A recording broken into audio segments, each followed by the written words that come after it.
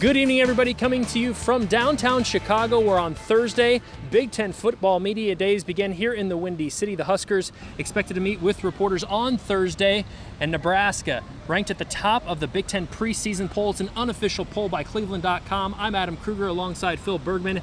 And Phil, Nebraska on top in the west of that preseason poll, Michigan on the top in the east. About what you expected? No. Not at all. Nebraska's a good team, definitely, but they did go 4-8 last year. Iowa's returning pieces. Northwestern was a champ last year, and Wisconsin's going to be good. But clearly the media thinks the Huskers are going to be something special. Michigan on the east, though, does make sense.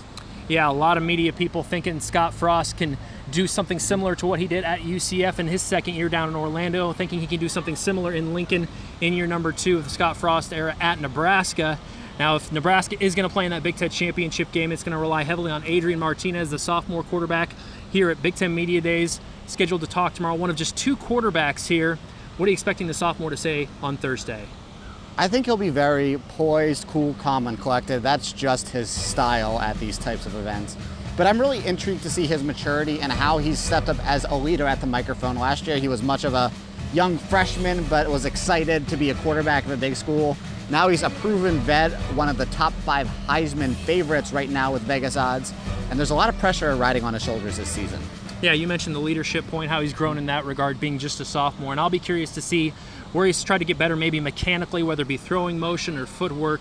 He was at the Manning camp this past summer, so it'll be interesting to see what he learned there. And also here, representing the Big Red, Mo Berry and Khalil Davis for the black shirts, a couple of seniors. What do you think we'll hear from those Husker defenders tomorrow? Mo Berry, I don't know what it's going to be, but he's going to have a very trendy and viral soundbite.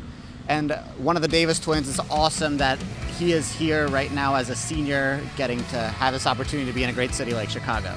And last but definitely not least, Scott Frost, the second-year head coach. Last year he came here to the Windy City very confident. What do you think we're going to hear from the head coach on Thursday? I think he's still going to be very confident. That's just his MO as a person, but hopefully he's not as fiery or wild with some of his comments, because it might have hurt them a little come game time last year.